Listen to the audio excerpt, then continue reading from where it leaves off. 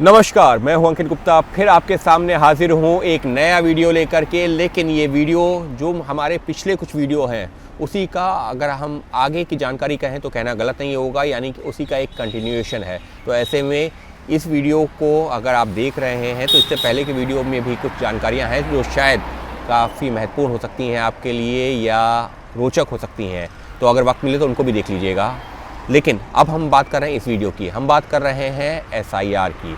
SIR जो देश के 12 राज्यों में हो रहा है, करीबन 50 करोड़ की आबादी जिसमें शामिल है।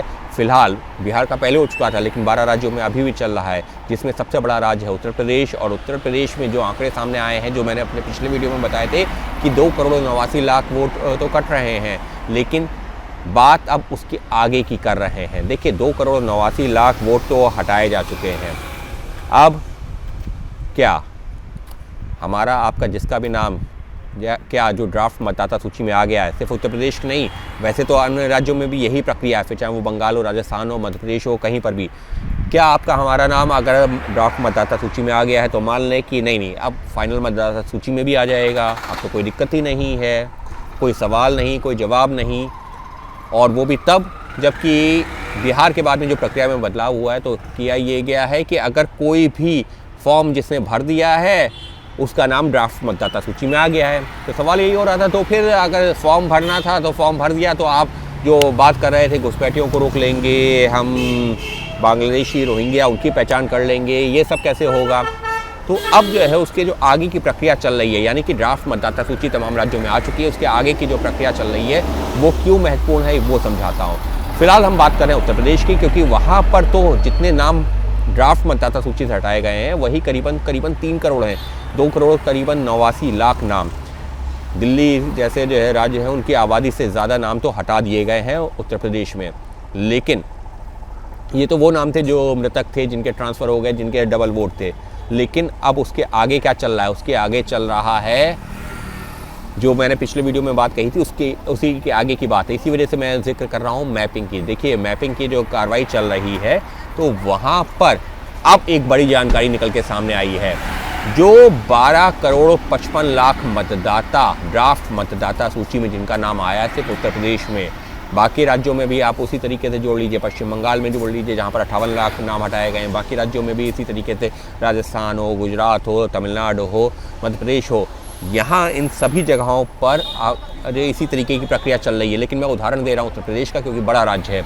उत्तर प्रदेश में अब जो है जो 12 करोड़ 55 लाख मतदाता का नाम आया ड्राफ्ट मतदाता सूची में, 2 करोड़ 89 लाख हटने के बाद में अब इसमें से भी 8.8% यानी कि करीबन 1 करोड़ 5 लाख मतदाता फ़िलहाल अभी हम कहें कि संशय के दायरे में है तो कहना गलत नहीं होगा। क्यों? आसान शब्दों में आपको बता रहा हूँ, क्योंकि टेक्निकल टर्म में उसमें ये कहा जा रहा है कि नो मैपिंग वाले हैं। नो मैपिंग क्या हुआ? नो मैपिंग ये हुआ कि उदाहरण के तौर पर मैंने अपना फॉर्म तो भर दिया, ये तो बताया नहीं कि मैंने फॉर्म भर दिया, लेकिन मेरे पिताजी या मैं खुद 2003 में, या मेरी माताजी या मेरे परिवार के सदस्य 2003 में कहाँ के वोटर थे। यानी कि फॉर्म भर दिया, मेरा नाम तो ड्राफ्ट मतदाता सूची में यूँ ही आ गया, क्योंकि कोई डॉक्यूमेंट मांगा नहीं गया। लेकिन मैंने ये नहीं बताया कि 2003 में मेरा स्टेटस क्या था, मैं मतदाता था या नहीं था। अगर नहीं था तो क्या मेरे माताजी, मेरे पिताजी मतदाता थे? अगर वो थे तो कहाँ, कौन सी विधानसभा में थे, कौन से पोलिंग बूथ पर थे, जो भी जानकारी है वो बताया ही नहीं है। और ऐसे लोगों की संख्या 1 करोड़ 4-5 लाख के आसपास है। अब आपको सोचिए, 2 करोड़ 89 लाख नाम तो हटाए जा चुके हैं, 1 करोड़ 4-5 लाख ये अभी संदेह के घेरे में है। अब इन लोगों से जवाब पूछा जा रहा है, इनसे पूछा जा रहा है, आप ये बताइए कि ये जो संख्या है, यानी कि आपने जो जानकारी दी है कि आपका नाम तो आ गया, लेकिन अब आपको ये तो बताना होगा ना कि आप जो है 2003 में कहाँ के मतदाता थे या नहीं थे, आपको ये बताना होगा। और उसके आधार पर आपका नाम फाइनल मतदाता सूची में आएगा। यानी ड्राफ्ट मतदाता सूची में अगर नाम आ गया तो आप ये मत सोचिए कि अंतिम मतदाता सूची जो बनेगी उसमें भी नाम आ जाएगा। और ये सिर्फ उत्तर प्रदेश नहीं बल्कि तमाम राज्यों में जहाँ पर SIR की प्रक्रिया चल रही है वहाँ सब जगह इसी प्रक्रिया का पालन किया जा रहा है। लेकिन क्योंकि उत्तर प्रदेश एक बड़ा राज्य है तो एक उदाहरण के एक आंकड़े के साथ में मैं आपको बता रहा हूँ कि किस तरह से यहाँ पर यह आंकड़ा जो है बड़ा आंकड़ा सामने आ रहा है। क्योंकि यहाँ पर तो जो है लाखों में तो कुछ बात हो ही नहीं रही, जो बात हो रही करोड़ों में हो रही है। और जो नो मैपिंग वाले मामले सामने आए हैं वो भी 1 करोड़ से ज़्यादा है, 1 करोड़ 5 लाख अब तक की जो हमारी जानकारी है।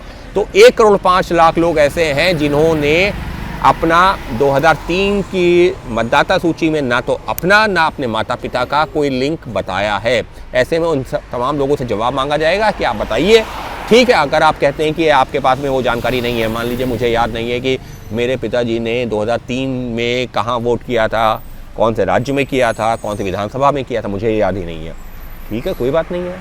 फिर मुझसे कहा जाएगा ठीक है, अगर आपके पास वो जानकारी नहीं है, आपको अपने माताजी के जो 2003 में उन्होंने कहा वोट किया था वो जानकारी नहीं है, तो आप दस्तावेज दीजिए, 13 दस्तावेज जिसमें आधार भी शामिल है। लेकिन आधार आपका एक पहचान पत्र के तौर पर है, उसके सिर्फ उसके आधार पर आपका नाम ड्राफ्ट मतदाता सूची में नहीं आएगा। लेकिन उससे जो है अगर आपने अपने पिताजी के बारे में जानकारी दी, माताजी के बारे में जानकारी दी है, तो उससे जो है आपकी पहचान ज़रूर स्थापित हो जाएगी कि हाँ आप जो है फला व्यक्ति के बेटे या बेटी हैं, इतना तो स्थापित हो जाएगा। लेकिन ये जो 13 दस्तावेज देने हैं इसके आधार पर फिर आगे तय किया जाएगा कि आपका नाम फाइनल मतदाता सूची में आएगा या नहीं आएगा। तो फिलहाल उत्तर प्रदेश की बात की जाए तो 1 करोड़ से ज़्यादा लोग तो ऐसे हैं जिनको अभी अब ये बताना होगा कि वो कैसे, उनका नाम क्यों फाइनल मतदाता सूची में आना चाहिए। वो देश के नागरिक हैं तो कैसे हैं, उनका नाम क्यों जो है मतदाता सूची में आना चाहिए, अंतिम मतदाता सूची में। क्योंकि अभी उनका नाम ड्राफ्ट मतदाता सूची में भले ही आ गया है, लेकिन अंतिम मतदाता सूची में नाम आने से पहले उनको चुनाव आयोग के सवालों का जवाब देना होगा। और अगर उन सवालों का जवाब नहीं दिया तो आप ये मान के चलिए कि अंतिम मतदाता सूची में, जो ड्राफ्ट मतदाता सूची में नाम आया भी है, अंतिम मतदाता सूची से वो नाम हट जाएगा। यानी अभी तक जो नाम हटे थे वो कट जाएगा। यानी अभी तो जो है जिन लोगों का नाम डुप्लीकेसी में था या किसी तरह से जो है मृत्यु हो गई थी, उनके नाम हटाए गए हैं, लेकिन असल मायने में वो नाम कट जाएगा तब जब आप ये साबित नहीं कर पाएंगे कि आपके पास ऐसा कोई दस्तावेज़ है या आपके माता पिता के बारे में आप जो है कोई क्रेडिबल इन्फॉर्मेशन चुनाव आयोग के सवालों की नहीं दे पाएंगे। ये तो बात हुई नो मैपिंग वालों की, जिनकी संख्या आ रही है 1 करोड़ 5 लाख के आसपास। लेकिन बात यहीं नहीं रुक रही है, बात इसके आगे भी जाएगी। ये तो पहला पड़ाव है, यानी कि जो ड्राफ्ट मतदाता सूची के बाद का पहला पड़ाव ये है नो मैपिंग वालों का जो आइडेंटिफिकेशन हो चुका है। लेकिन इसके अलावा भी आने वाले दिनों में मुमकिन है 1 करोड़, 1.5 करोड़, 2 करोड़, 2.5 करोड़, 3 करोड़, कितना वो फिगर जाएगा अभी कुछ कहा नहीं जा सकता। किन लोगों का? उन लोगों का जिनके फॉर्म में डिस्क्रिपेंसी है। यानी कि अब नो मैपिंग के बाद में अगला चरण होगा उन फॉर्म्स की पड़ताल करने का, हालांकि वो भी हो चुका है, वो भी काम चल रहा है, उन फॉर्म्स का पता लगाने का जिनके फॉर्म्स में गलतियां हैं। जानकारी तो हमको चुनाव आयोग के सूत्रों से ये भी मिल रही है कि जिस तरह से बंगाल में जानकारी निकल के सामने आई, उत्तर प्रदेश में भी वही निकल के आ रही है, तमिलनाडु में, गुजरात में, कि एक व्यक्ति मतलब एक उदाहरण दे रहा हूँ, एक व्यक्ति ऐसा है जिसके फादर का नाम उदाहरण के तौर पर ए है, तो इसी तरीके से एक ही नहीं वो व्यक्ति है, 25-30 व्यक्ति ऐसे निकल के आ रहे हैं जिनके फादर का नाम ए है। अब ऐसा कैसे हो सकता है? क्या एक ए जो व्यक्ति है उसके 30 बच्चे थे, 30 संतानें हैं? इस तरीके के जो है वेरिफिकेशन चल रहा है। और ये भी एक बड़ी डिस्क्रिपेंसी यानी कि खामी के तौर पर, कमी के तौर पर सामने आ रही है। उन सब की भी पड़ताल की जा रही है, बाकायदा उनके जो नाम चिन्हित हो चुके हैं, आने वाले दिनों में उनसे भी नोटिस जारी कर जवाब मांगा जाएगा कि आखिर ये व्यक्ति कितने लोगों का पिता है। क्या आपका भी पिता, आपका भी पिता, आपका भी पिता है? आपको साबित करना पड़ेगा या उनको बताना पड़ेगा कि हाँ मेरे, अगर 30 लोगों का जो है एक ही व्यक्ति पिता है तो उसको बताना पड़ेगा हाँ मेरी 30 संतानें हैं, या उन 30 लोगों को बताना पड़ेगा हाँ मेरे पिता हैं, उनकी जो है 29 संतानें और हैं। इस तरीके के भी मामले सामने आ रहे हैं। इसके साथ ही में एक और दिलचस्प मामला सामने आ रहे हैं जिनको लेकर के पड़ताल चल रही है, और वो ये है कि पिता और पुत्र या पुत्री की एज, या माता पुत्र और पुत्री की एज में 15 साल से कम का डिफरेंस है। वैसे तो क्योंकि हमारे देश में जो शादी की कानूनी उम्र है वो 18 साल लड़कियों के मामले में, 21 साल लड़कों के मामले में है, क्या बाल विवाह हो गया? अगर 15 साल से जो है कम अंतर है तो ये भी जो है हो सकता है कहीं पर हो गया हो, लेकिन आपको बताना तो पड़ेगा ना कि मेरे माताजी या पिताजी का बाल विवाह हो गया था, उस दौरान हो गया था, और इस वजह से हमारा माता पिता के जो एज डिफरेंस है वो कम है।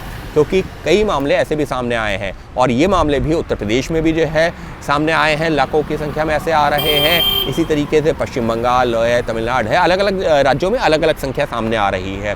तो ऐसे मामले भी हैं, और उत्तर प्रदेश क्योंकि एक बड़ा राज्य है, लिहाजा इस तरीके की जो डिस्क्रिपेंसी हम कह रहे हैं कि जो फॉर्म तो भरा गया लेकिन फॉर्म में इस तरीके की भिन्नता है, जो मैंने बताया कि फादर का नाम एक ही व्यक्ति के जो है कई सारी जो संतानें निकल के आ रही हैं, एक ही जो है व्यक्ति है जिसके जो है पति और पत्नी दोनों के जो पिता का नाम एक निकल के आ रहा है, ऐसा कैसे मुमकिन है? या फिर ऐसा हो गया कि माता पिता के जो एज है उदाहरण के तौर पर जो है 50 साल है, और जो बेटा या बेटी है जिसका मतदाता सूची में ड्राफ्ट मतदाता सूची में नाम आ गया है उसकी उम्र है 40 साल। 10 साल या 12 साल कैसे अंतर हो सकता है माता पिता और संतानों की एज में? तो ऐसे तमाम मामलों में भी जवाब मांगा जाएगा। तो ड्राफ्ट मतदाता सूची तो एक प्रक्रिया का पहला पड़ाव है, लेकिन बात यही नहीं रुकती है। आने वाले दिनों में हो सकता है कि अगर आपका भी नाम कहीं ऐसी वैसे इसमें से किसी कैटेगरी में आ रहा है तो आपके पास भी नोटिस आ जाए, लेकिन इसका मतलब ये नहीं है कि नोटिस आएगा और बिना आपके बात सुने नाम काट दिया जाएगा। आपको पूरा मौका दिया जाएगा, आपको पास नोटिस आएगा, आप उसका जवाब दे दीजिए कि हाँ ये मेरे से गलती हो गई थी, ये दस्तावेज़ है, इसके आधार पर आप जो है हमारा नाम शामिल कर दीजिए, शामिल हो जाएगा। अगर माता पिता में एज डिफरेंस ज़्यादा नहीं है तो वो गलती कैसे हो गई या वो गड़बड़ी कैसे हो गई वो आप बता दीजिए, नाम शामिल हो जाएगा। तो ऐसा नहीं है कि नाम कट जाएंगे वहाँ पर, लेकिन नाम कट सकते हैं। 1,04,00,000 तो फिलहाल सबसे पहले ड्राफ्ट मतदाता सूची में आने के बाद में उनका नाम आ गया, लेकिन क्योंकि नो मैपिंग वाले हैं लिहाजा उसमें से जो है ठीक ठाक नाम, आप 1,04,00,000 है तो उसमें से कम नाम भी कटेंगे तो वो भी लाखों में होंगे, और उसकी संभावना है, सबसे ज़्यादा संभावना वहाँ पर आ रही है नो मैपिंग वालों की नाम कटने की। उसके बाद में जिन लोगों की मैपिंग तो हुई है लेकिन मैपिंग में डिस्क्रिपेंसी है यानी कि गड़बड़ी है, ऐसे लोगों की संख्या भी करोड़ों से ऊपर हो सकती है, तो बाद में उनसे भी जवाब मांगा जाएगा। तो आने वाले दिनों में उत्तर प्रदेश समेत जो तमाम राज्यों में ये जो SIR की प्रक्रिया का दूसरा चरण चल रहा है ना, ये बहुत दिलचस्प है, और जिसको लेकर के आने वाले दिनों में जमकर राजनीति होने वाली है, जमकर हंगामा होने वाला है।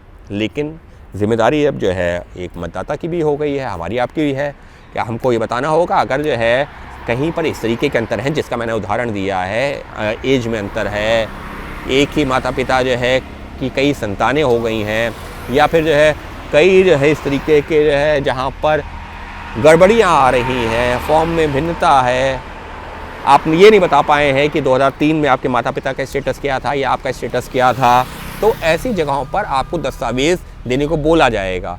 अगर ऐसा है तो आपको दस्तावेज़ आपसे मांगे जाएंगे, आप दस्तावेज़ दे देंगे, आपका नाम शामिल हो जाएगा, लेकिन वहाँ पर आपको दस्तावेज़ देने पड़ेंगे। क्योंकि अभी तक जो करीबन उत्तर प्रदेश का उदाहरण दे रहा हूँ, 92% लोगों का नाम जो ड्राफ्ट मतदाता सूची में जो शामिल कर लिया जो हुआ है उसमें उनसे कोई दस्तावेज़ फ़िलहाल अभी तक मांगने की नौबत नहीं है। 8% को देना पड़ेगा, लेकिन आने वाले दिनों में उन 92% में से भी ऐसे लोग होंगे जिनसे दस्तावेज़ मांगे जाएंगे और उनको देना पड़ेगा। तो इस वजह से सिर्फ उत्तर प्रदेश की ही बात कर लें तो वहाँ पर ही अभी करोड़ों लोगों को चुनाव आयोग के सवालों का जवाब देने के लिए तैयार रहना होगा, और सबसे पहले बारी तो 1,04,00,000 लोगों की है जिनके जो 2003 से अपनी मैपिंग नहीं करवा पाए, अपने माता पिता से की जानकारी जिन्होंने नहीं दी है या खुद की जानकारी नहीं दी है 2003 से जोड़ते हुए, सबसे पहले उनको जवाब देना होगा। आने वाले दिनों में बाकी लोगों को जवाब देना होगा। तो कुल मिलाकर के उत्तर प्रदेश की बात करें तो वहाँ पर ही करोड़ों लोगों को आने वाले दिनों में चुनाव आयोग के जो नोटिसों का जवाब देना होगा, और इस तरीके से पश्चिम बंगाल हो, गुजरात हो, तमिलनाडु हो, राजस्थान हो, मध्य प्रदेश हो, तमाम राज्यों में जहाँ पर SIR की प्रक्रिया चल रही है वहाँ पर भी लोगों को चुनाव आयोग के सवालों का देना होगा जवाब। लेकिन इसका मतलब ये नहीं है कि वोट काटे जा रहे हैं, आप जवाब दे दीजिए, दस्तावेज दे दीजिए, नाम जुड़ जाएगा। लेकिन ये जो कार्रवाई है यहाँ पर ये फिर दोहरा रहा हूँ, वो इस वजह से जो है ये जानकारी देना ज़रूरी है क्योंकि ड्राफ्ट मतदाता सूची में नाम आने का मतलब ये नहीं है कि आपका नाम 100% फाइनल मतदाता सूची में आ रहा है। आ जाएगा, बशर्ते उसमें कहीं कोई कमी नहीं पाई गई तो, और कमी पाई गई तो चुनाव आयोग आपको जारी करेगा नोटिस, मांगेगा जवाब और उसके बाद तय करेगा कि आपका नाम अंतिम मतदाता सूची में आना है या नहीं। इस सब के बीच में एक बड़ी जानकारी और दे देता हूं जो मैंने पिछले वीडियो में भी दी थी, दोहरा रहा हूं उसको, कि अगर आपका नाम मतदाता सूची में नहीं आता तो इसका मतलब ये नहीं है कि आप देश की नागरिक नहीं हैं। अभी ये नहीं कहा जाएगा, क्योंकि कई नागरिक ऐसे हैं भी हैं जो, उदाहरण के तौर पर उत्तर प्रदेश में ही जानकारी आई थी चुनाव आयोग के हवाले से ही, कि ऐसे कई नागरिक हैं जो जिनकी संख्या जो है कई लाखों में, करोड़ से ऊपर है, जो बालिग हैं लेकिन अपना वोट नहीं बनवाया है। लेकिन इसका मतलब ये नहीं है कि वो देश के नागरिक नहीं है। तो फिलहाल ऐसा मुमकिन है कि आपका नाम मतदाता सूची में ना आए, आप अपने क्लेम एंड ऑब्जेक्शंस में डॉक्यूमेंट से करके उसको जुड़वा सकते हैं। लेकिन ये भी मुमकिन है कि अगर आपका नाम मतदाता सूची में नहीं आता तो ये मतलब नहीं है कि आप देश के नागरिक नहीं हैं, आपको देश के बाहर निकाल दिया जाएगा। उसकी भी अपनी प्रक्रिया है, वो आगे कभी अगर जो होगा जा करके होगा। लेकिन फ़िलहाल के लिए ये बताना ज़रूरी है कि SIR की प्रक्रिया में ड्राफ्ट मतदाता सूची सामने आने का मतलब ये नहीं है कि SIR की प्रक्रिया पूरी हो गई, क्योंकि सबसे महत्वपूर्ण चरण अभी चल रहा है और जिसमें देश में करोड़ों लोगों को चुनाव आयोग मांग रहा है जवाब। आपने शायद सुना भी होगा, चलते चलते बता देता हूँ कि सुना होगा, अमर सेन को नोटिस जारी किया गया है, मोहम्मद शमी को नोटिस जारी किया है। वो इसी वजह से क्योंकि कहीं ना कहीं फादर मदर की एज में गैप उतना नहीं था, या फिर 2003 में आप कहाँ के मतदाता थे, अब कहाँ के हो गए, उन चीज़ों को आपने क्लैरिफाई नहीं किया था, इस वजह से। तो अगर वो लोग जवाब दे सकते हैं तो आप भी दे सकते हैं, हम भी दे सकते हैं। लेकिन ज़रूरी यह है कि ये जो चुनाव सुधार की प्रक्रिया चल रही है इसमें हिस्सेदारी करना, इसमें शामिल होना, जिससे कि जो हमारी मतदाता सूची है उसको शुद्ध किया जा सके। भविष्य में जो फर्जी वोटिंग की तमाम आरोप लगते हैं उनसे बचा जा सके, कि फर्जी वोटिंग नहीं हो रही है, कोई एक व्यक्ति जो किसी मृतक का वोट नहीं डाल के आ रहा है, इस तरीके से बचा जा सके और उसी प्रक्रिया के तहत आगे बढ़ा जा रहा है। तो फिलहाल इस वीडियो में इतना ही। आगे भी SIR से जुड़ी इस प्रक्रिया के तमाम वीडियो और जानकारियाँ लेकर आपके सामने आता रहूँगा। लेकिन अगर आपने पहले के वीडियो नहीं देखे हैं, क्योंकि उसमें भी कई सारी महत्वपूर्ण जानकारियाँ दी हुई थी, अगर आपने नहीं देखे हैं तो उनको भी देख सकते हैं, उसमें भी कई दिलचस्प जानकारियाँ भी मौजूद हैं। और आगे भी SIR की प्रक्रिया से जुड़ी हुई जो तमाम जानकारियाँ हैं वो आपके सामने लेकर आता रहूँगा। कोशिश यही है कि अगर किसी तरह का संशय है, किसी तरह की दुविधा है, तो उसको दूर किया जाए, क्योंकि ये नहीं मानना चाहिए कि ये वोट काटने की जो है प्रक्रिया है, ये वोट एक तरह से जोड़ने की जो प्रक्रिया जो है, जो सालों से चल रही थी, उसी का एक आगे बढ़ने की कोशिश है, बशर्ते शर्त के साथ में कि कहीं फर्जी मतदाताओं के नाम, मृतक मतदाताओं के नाम, या फिर ऐसे लोगों के नाम जिनके जो है एक से ज़्यादा वोटर कार्ड थे या जो ट्रांसफ़र हो गए हैं दूसरे पते पे, उनको हटाया जा सके। और उसका सीधा सा असर आपको देखने को मिलता है मत प्रतिशत में भी, जैसा कि बिहार में देखने को मिला। तो फिलहाल इस वीडियो में इतना ही। बने रहिए मेरे साथ में, एक नए वीडियो के साथ में जल्द होऊंगा हाजिर। तब तक देखते रहिए एक्सप्लेन विद अंकित। धन्यवाद।